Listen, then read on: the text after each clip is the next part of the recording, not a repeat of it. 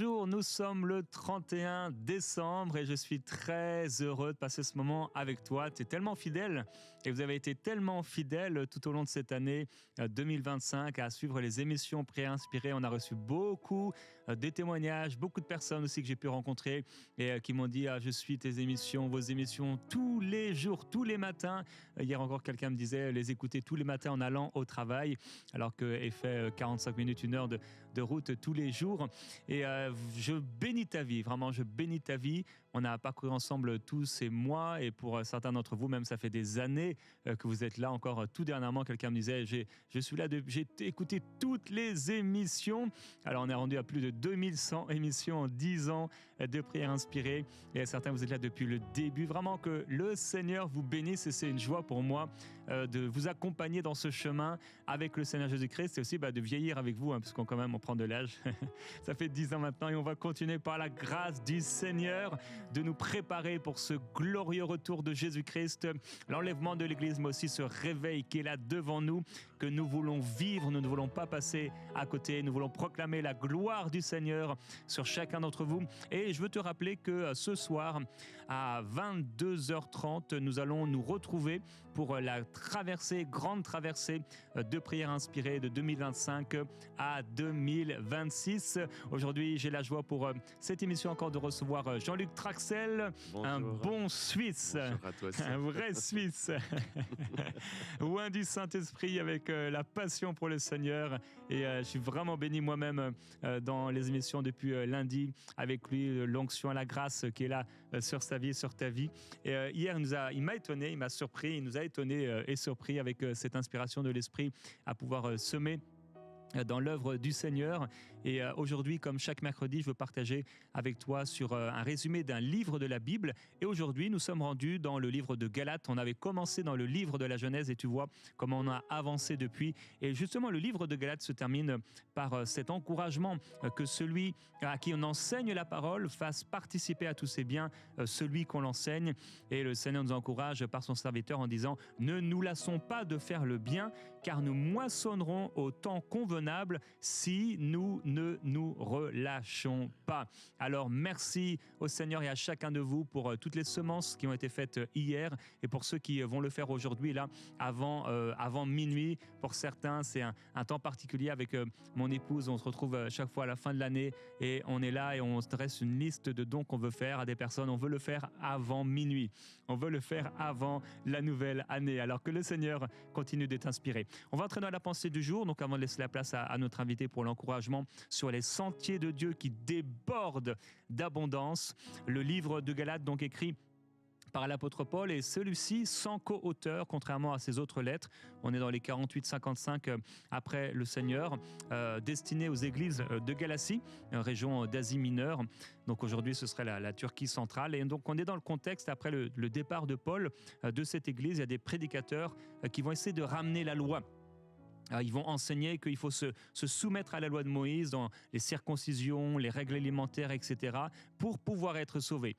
Et là, Paul va défendre l'évangile de la grâce de Dieu et va rappeler que la justification, elle vient de la foi seule en Jésus-Christ et pas par les œuvres de la loi. Alors, la structure de cet épître, c'est d'abord l'introduction à la défense de l'apôtre Paul et il va déclarer la justification par la foi seule et partager c'est quoi la vie selon l'Esprit. Les thèmes majeurs, on en a parlé, donc la justification par la foi, la grâce contre la loi, la liberté en Christ, le fruit de l'Esprit, l'identité du croyant. Je vais partager avec toi quelques versets clés de cet épître, Galates chapitre 1, verset 8. « Mais quand nous-mêmes ou quand un ange du ciel annoncerait un autre évangile que celui que nous vous avons prêché, qu'il soit anathème, et nous déclarons qu'en 2026, nous allons rester fondés sur la parole de l'Écriture et ne pas nous en éloigner. » Il dit encore « J'ai été crucifié avec Christ, et ce n'est plus moi qui vis, mais c'est Christ qui vit en moi. » Ça, c'est chapitre 2. Au chapitre 5, il dit « C'est pour la liberté que Christ nous a affranchis. Demeurez donc fermes et ne vous laissez pas remettre de nouveau sous le joug de la servitude. » Et je termine avec Galates chapitre 5, verset 22. Mais le fruit de l'esprit, c'est l'amour, la joie, et il va partager ici les caractéristiques du fruit de l'esprit. Quelques particularités, la charte, c'est la charte de la liberté chrétienne, cette épître aux Galates, c'est l'épître la plus passionnée de Paul. Il parle avec intensité, même parfois avec colère spirituelle. Cette épître a profondément marqué la Réforme. Luther, apparemment, l'appelait ma Catherine de Bora, qui était le nom de son épouse, tellement il chérissait l'épître aux Galates. Et dans celle-ci, contrairement aux autres, on ne trouve pas d'action de grâce. Toutes les épîtres commencent par remercier Dieu, mais ici, on plonge immédiatement dans la réprimande pour la liberté et pour la protection de la foi. L'accent va être mis sur la croix, sur la grâce de Dieu et sur la vie par l'Esprit. Et donc, c'est une introduction inhabituelle qu'on retrouve par rapport aux autres lettres de l'apôtre Paul. Il y a une salutation qui est assez large, où il va défendre son apostolat. Pas d'action de grâce, comme on l'a dit, c'est unique dans ses épîtres. Et directement, c'est une réprimande immédiate et assez sévère. On dit que c'est le plus émotionnel de ses écrits. On y trouve colère, étonnement, sarcasme même, affection, perplexité. On va souvent retrouver, il fait un usage intensif de l'Ancien Testament, avec 18 questions rhétoriques qui sont posées dans cette épître. Il va lister 15 œuvres de la chair en 3 catégories, les péchés sexuels, les péchés religieux et les péchés sociaux et d'intempérance, 4 catégories, pardon, et les 9 qualités du fruit de l'esprit, celui-ci en 3 catégories, les vertus qu'on pourrait appeler fondamentales, les vertus relationnelles et de caractère. Alors pour conclure, cette épître, c'est vrai, elle est animée, elle est forte et commence avec une réprimande, mais on y trouve ici la passion qui était en Christ, la même passion qui a amené Jésus à entrer dans le temple, à faire des fouets et à chasser là ce qui se faisait et qui était contraire à ce que le Seigneur voulait dans son temple. C'est comme un cri de guerre, cette épître de l'apôtre Paul, pour la liberté évangélique devant le danger mortel du légalisme religieux, où il va défendre avec passion la suffisance de Christ. Christ seul nous suffit, et la justification par la foi seule, avec un argument qui est triple, autobiographique, où il parle de son apostolat qui est authentique, théologique en reparlant d'Abraham, la loi, la promesse, et aussi une vie pratique avec la loi de l'esprit. Et je t'encourage à pouvoir lire cette épître pour être encouragé dans ta foi. Alors on veut continuer dans ce thème d'être couronné de la bonté du Seigneur, et c'est une joie pour moi que d'être édifié avec mes frères et mes sœurs qui sont là, en entendant ce que le Seigneur a déposé sur ton cœur. Merci beaucoup, Jérémie. Moi, j'aimerais juste rebondir sur ce que tu partages sur les Galates. C'est une épître essentielle dans la saison dans laquelle on est, parce qu'aujourd'hui, il y a vraiment un déversement de son esprit, un relâchement de l'esprit de réveil. Et je vois ceci partout actuellement. Il y a un désir de servir Dieu, il y a une sorte de radicalité qui vient, où les gens veulent servir Dieu, mais il y a une tendance, surtout l'esprit religieux, qui veut nous faire basculer dans l'Ancien Testament, et qui est vraiment cet aspect de la loi, et qui, si on rentre dans la loi, eh bien, ça nous amène la malédiction, si on n'accomplit pas la loi. Et comme tu l'as si bien partagé, Seigneur veut nous libérer de ce légalisme pour accueillir l'esprit, où il dit là où est l'esprit, là est la liberté. Et c'est cette grâce et cette liberté que nous voulons libérer sur vous pour cette nouvelle année 2026. Alors l'encouragement d'aujourd'hui, eh bien, c'est toujours en relation avec ce merveilleux psaume qui est bien, peut-être que nous le relisons encore une fois, le psaume 65, verset 11. Tu couronnes l'année de tes biens et tes pas versent l'abondance. Amen. Donc c'est vraiment quelque chose que Dieu promet et qui, je le redis, c'est dans ce temps de jeûne. Je viens de faire 40 jours de jeûne à l'eau, liquide avec mon épouse, et vraiment Dieu nous a touchés, nous a parlé, visité, et entre autres m'a ouvert les yeux sur ce qui va arriver sur 2026. Et un des aspects, eh bien c'est justement ce Dieu qui va nous couronner, qui va couronner notre année de sa bonté. Mais il dit, et c'est là aujourd'hui que j'aimerais partager certains éléments, c'est que les sentiers de Dieu vont déborder d'abondance. Le mot original, c'est dégoûter d'abondance. Pas le mot dégoûter que ça dégoûte, mais où c'est vraiment des gouttes de ciel qui vont être libérées. Alors, ce que signifie dégoûter d'abondance, j'aimerais partir sur le texte original, le mot hébreu, qui est le mot ra'af ou rave. Ce mot signifie littéralement ruisseler couler en gouttes épaisses et laisser échapper un liquide riche et nourrissant. Autrement dit, les pas de Dieu laissent derrière eux une trace féconde, comme une huile grasse qui nourrit la terre. Alors imagine une terre desséchée par la chaleur, stérile, sans vie, puis soudain, la pluie tombe. Elle ne tombe pas violemment, mais elle dégoûte. Elle imbibe la terre lentement, profondément, jusqu'à ce qu'elle produise de la vie. Et c'est cela ce que le psalmiste veut dire dans ce passage. Là où Dieu passe, la vie reprend. Ces sentiers dégoûtent d'abondance, c'est-à-dire qu'ils répandent la vie, la provision, la bénédiction partout où Dieu marche. Le mot dégoûte est donc une image de fécondité, de constance et de douceur. Dieu n'agit pas toujours dans le bruit ni dans le tonnerre, mais souvent dans un ruissellement de grâce qui, goutte après goutte, transforme tout ce qu'il touche. Deuxième point que j'aimerais partager avec vous. Les sentiers de Dieu sont des chemins préparés d'avance. Dieu ne découvre pas ton année 2026 au fur et à mesure. Il l'a préparé avant même que tu n'y entres. Amen. 2026 a été préparé au ciel, mon cher ami. C'est pour ceci, réjouis-toi de donner gloire à Dieu pour 2025, pour la fidélité. Si tu passes aujourd'hui le 31, c'est que Dieu est bon et qu'il est fidèle. Tu es vivant. Et la bonne nouvelle, c'est que tu vas rentrer dans 2026 où Dieu a préparé d'avance tout ce que tu vas vivre. Ce qu'il a préparé, il le dit, tu couronne l'année de tes biens. Autrement, Dieu a déjà tracé les chemins de bénédiction pour 2026. Et ces chemins sont remplis de sa présence, de sa gloire. Et c'est pourquoi il dégoûte d'abondance. Là où il marche, le sol devient fertile, les promesses se manifestent, les miracles se multiplient. Mais il faut marcher dans ces sentiers. Ce ne sont pas nos propres routes qui dégoûtent d'abondance, mais bien celles du Seigneur. Et le psaume 25:4, ce serait bien qu'on puisse le lire, nous dit exactement ce que je viens de partager. Psaume 25, verset 4. Éternel, fais-moi connaître tes voies, enseigne-moi tes sentiers. Amen. Et c'est exactement cette prière que David a fait. C'est une prière de dépendance, de soumission et de confiance que j'en t'encourage à faire aujourd'hui en disant, Seigneur, fais-moi connaître tes voies pour 2026 et enseigne-moi tes sentiers. Car le secret de l'abondance, ce n'est pas de courir après la bénédiction, mais c'est de marcher dans la direction de Dieu. Troisième point, l'abondance de Dieu coule dans la continuité. Le mot dégoûte évoque aussi un écoulement continu, non violent, mais constant. C'est comme si Dieu voulait te dire, mon abondance n'est pas un événement ponctuel, mais c'est un flot continu dans ta vie.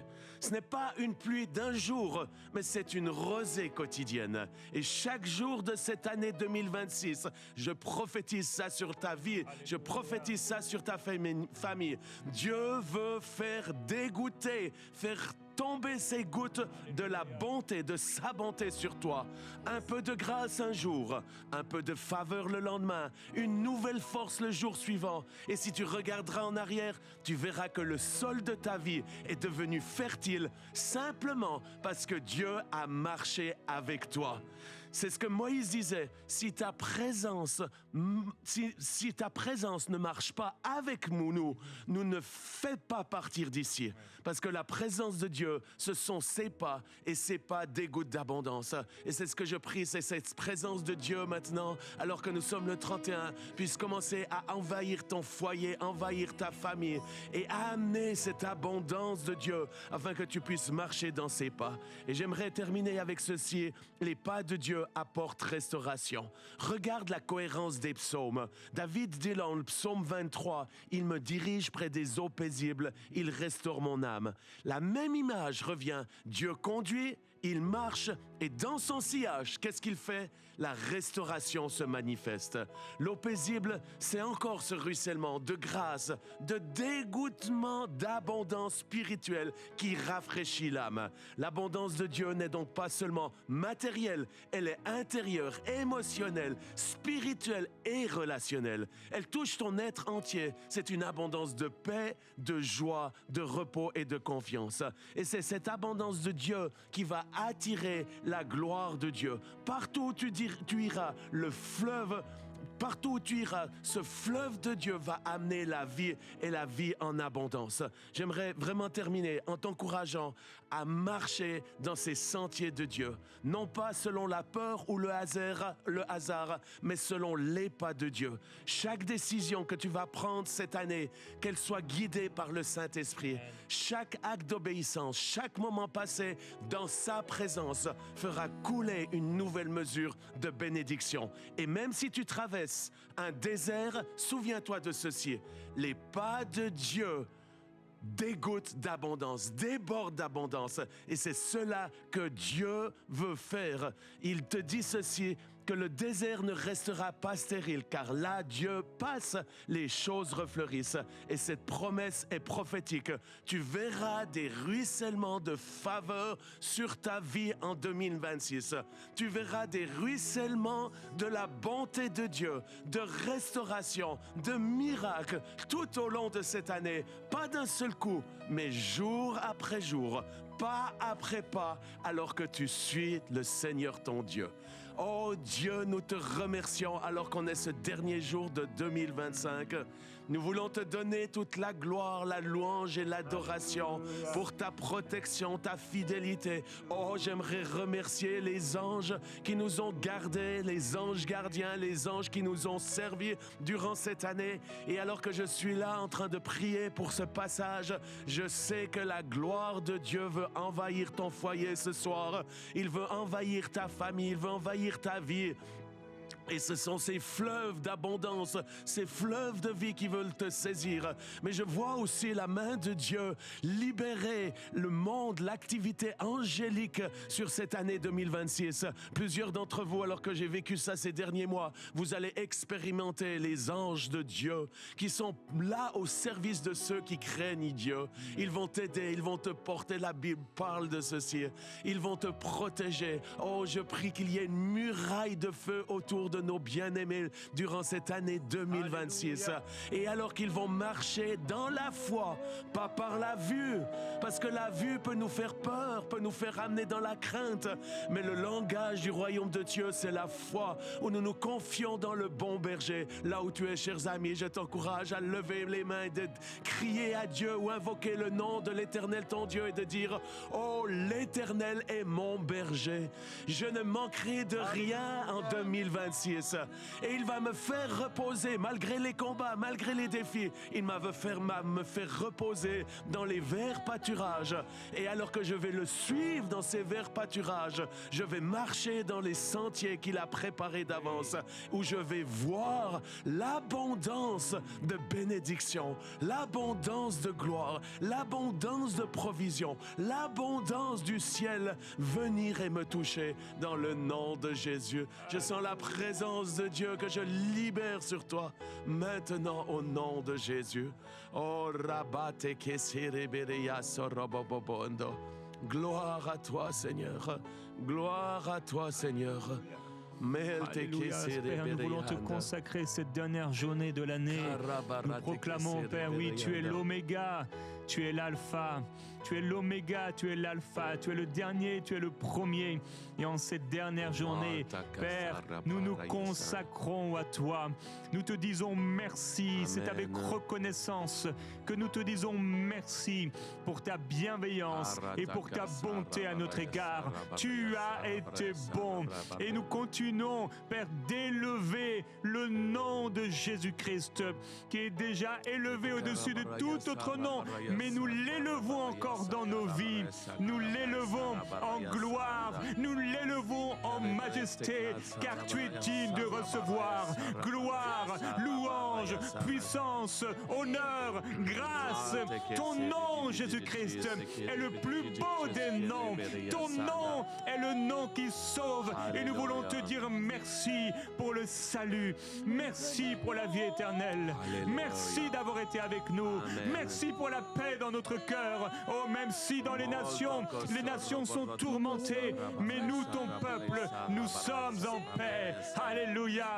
Nous savons que nous sommes sauvés. Nous savons que nous t'appartenons. Alors merci pour ces sentiers qui débordent et qui débordent d'abondance. Que ces sentiers qui débordent d'abondance soient comme une rivière qui nous fasse entrer en 2026 dans ta gloire, dans la gloire de Dieu. Je déclare la gloire de Dieu dans les maisons, la gloire de Dieu dans les chambres, la gloire de Dieu dans la cuisine, la gloire de Dieu dans le salon. La gloire de Dieu, elle coule, elle coule, elle coule, elle coule sur les enfants, elle coule et elle déborde. Oh Père, j'appelle l'esprit de réconciliation dans les maisons. Alléluia. Le mystère de la gloire de Dieu qui en un instant, au passage de l'Éternel des armées, qui laisse derrière lui des libations, des grâces et des cadeaux, des faveurs qui changent et transforment les situations. Alléluia. Qui paraissait impossible à changer. Tu es le Dieu qui fait au-delà, Seigneur. Et je proclame au nom de Jésus-Christ la guérison. Nous déclarons la libération. Nous déclarons la restauration. Nous déclarons au nom de Jésus-Christ la réconciliation dans les couples, dans les familles. Alléluia. Alléluia. Jérémie, avant que je priais pour cette émission d'aujourd'hui, je sentais vraiment que durant cette émission, l'esprit de guérison allait venir. Et alors qu'on va prendre ce chant, Dieu Tout-Puissant, là où vous êtes, prêt à passer cette année, rentrer dans une nouvelle année, je crois que le Seigneur va guérir ton esprit, ton âme, ton corps, comme il a été prié, guérir tes relations, ta famille, guérir tes finances. Si tu as besoin de la puissance de Dieu, c'est cela que je t'invite à faire maintenant, à ouvrir ton cœur, à mettre ta foi en action pour que la puissance de Dieu puisse te toucher, afin que cette année 2026, tu puisses rentrer avec fermeté, avec assurance, en étant en bonne santé, et que tu puisses poser tes pas là où Dieu a posé ses pas, qui va faire que ça va dégoûter d'abondance.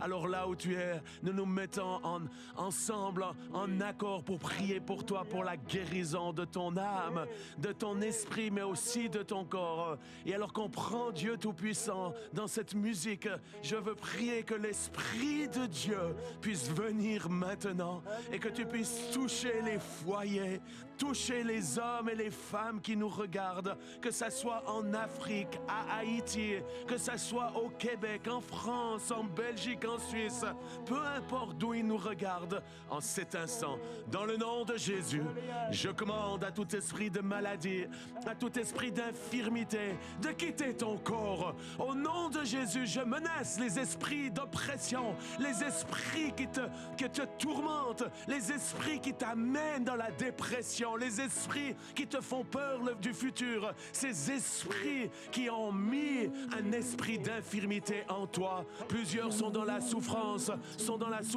physique, mais c'est une réalité spirituelle. C'est la raison pour laquelle, alors que je viens de sortir de ces 40 jours de jeûne, Dieu m'a promis que j'avais autorité sur tous les démons. Et bien maintenant, avec l'autorité que Dieu m'a donnée, je commande à tous les esprits méchants, mauvais qui t'ont agité durant cette année 2025, de quitter ton corps, de quitter ta vie, de quitter ce foyer. Au nom de Jésus-Christ de Nazareth, je menace ces esprits et je commande à la tempête de cesser au nom de Jésus-Christ de Nazareth. Et maintenant, je libère la bénédiction du ciel, la bonté de Dieu qui va te couronner cette année. Et dans cette bonté, il y a la guérison. Alors maintenant, reçois sa paix, Reçois sa vie. Reçois le miracle que tu as besoin. Je commande à ton cœur, je commande à tes intestins, je commande à tes poumons d'être touchés par la puissance de Dieu. Alors qu'on le chante, je libère l'onction de Dieu maintenant. Que tu puisses recevoir cette vie, recevoir cette guérison. Je commande au système nerveux de s'aligner sur le système nerveux de Dieu, qui est un système qui fonctionne bien, où il y a la paix et où il y a l'onction de Dieu. Je commande au système respiratoire sanguin d'être restauré maintenant par les meurtrissures de Jésus. Sois guéri au nom de Jésus. L'onction de Dieu est forte. Tout est possible à celui qui croit. Alors sois guéri. Je commande aux yeux aveugles de s'ouvrir maintenant, afin que tu puisses voir 2025, 2026, voir la gloire de Dieu avec tes propres yeux. Je commande aux oreilles sourdes de s'ouvrir par la puissance du nom de Jésus-Christ. J'ordonne à ses oreilles de s'ouvrir pour entendre le son du ciel, entendre les anges chanter la gloire de Dieu et amener le réveil, amener le retour de Jésus-Christ. Je commande aux oreilles sourdes de s'ouvrir par la puissance du Saint-Esprit. Au nom de Jésus, je bénis ton couple, tes relations, tes finances et j'invoque l'esprit de guérison qui est le Saint-Esprit pour t'envahir maintenant. Au nom de Jésus-Christ, sois guéri, guéri, guéri. Au nom de Jésus, au nom de Jésus. Karabababababanda. Karabatekeserebereyanda. Alléluia, merci Seigneur pour les guérisons. Merci pour ta puissance. Alléluia, qui libère dans toutes les nations. Merci pour ta gloire, Jésus-Christ. Alléluia. Avant minuit, c'est l'intervention de Dieu. On a entendu un bruit dans le camp. C'était l'Éternel. Un bruit de pas. C'était l'Éternel qui s'est levé. Alléluia. Nous proclamons la gloire du Seigneur au nom de Jésus-Christ. Alléluia. Celui qui portait une attelle n'a plus à la porter. Celui qui portait une prothèse n'a plus à la voir. Dans le nom du Seigneur Jésus, il calme la tempête. La rage dedans s'arrête. Les palpitations anormales, alléluia, s'arrêtent au nom de Jésus-Christ. Les allergies, les problèmes alimentaires, les tourments intérieurs, les oppressions spirituelles s'arrêtent à la voix du bon berger. Au nom de Jésus-Christ, alléluia. Oh, dans la tempête, nous calmons la tempête. Nous calmons la tempête dans le nom glorieux de Jésus-Christ. Alléluia. Et nous entrons en 2026 dans la gloire du Seigneur et dans l'esprit de foi. Alléluia, alléluia, sarabanda. Plusieurs nous regardent, vous souffrez d'un esprit d'infirmité spirituelle mais aussi physique. En cet instant, je commande à l'esprit d'infirmité de quitter tes organes, de quitter tes os, de quitter tes articulations. Esprit d'infirmité, je te menace et je t'ordonne de quitter la vie de ces bien-aimés afin qu'ils puissent marcher avec foi dans cette année 2026. Je commande aux paralytiques de sortir de leur chaise roulante. Si tu es paralytique, commence à marcher. Lève-toi, marche, cours par la puissance du Saint-Esprit. Et toi qui es infirme spirituel, je brise la malédiction qu'il y a sur ta vie spirituelle et émotionnelle. Beaucoup sont infirmes émotionnellement. Oh, je prie que maintenant l'onction de Dieu guérisse ton âme, guérisse ton cœur, mais aussi guérisse ton esprit, afin que tu puisses marcher par la foi pour grandir dans la révélation de la bonté de Dieu qui sera ta couronne en 2026. Au nom de Jésus. Alléluia, alléluia. Gloire à toi, Seigneur. Gloire à toi, Seigneur. Malta kasarabababanda. Alléluia. Gloire à toi, Seigneur. Dieu tout-puissant, Alléluia. que tu es grand. Consacre ta vie au Seigneur. Dans ces derniers instants, lève les mains vers le Seigneur et consacre ta vie à Jésus. Consacre 2026 à Jésus. Alléluia, nous élevons nos mains vers le Seigneur.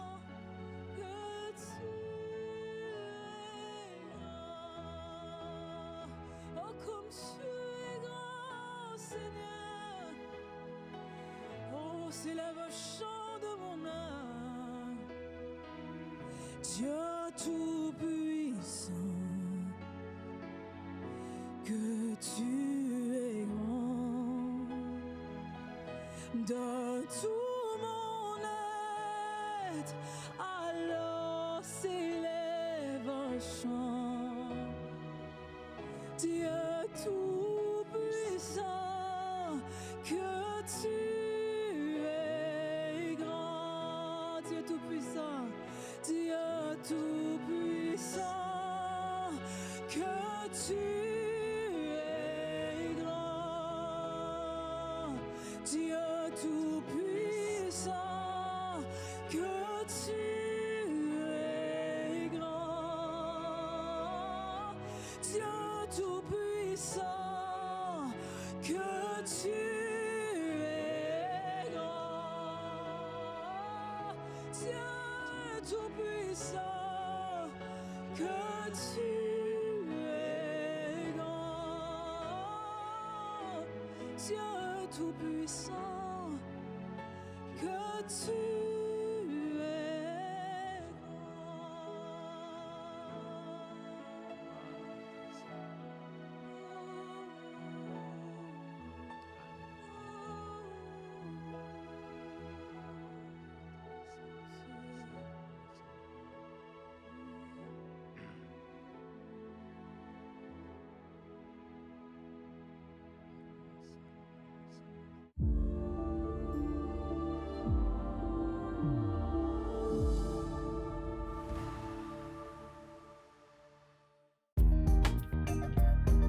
Merci à tous nos précieux partenaires grâce auxquels cette émission a pu être réalisée.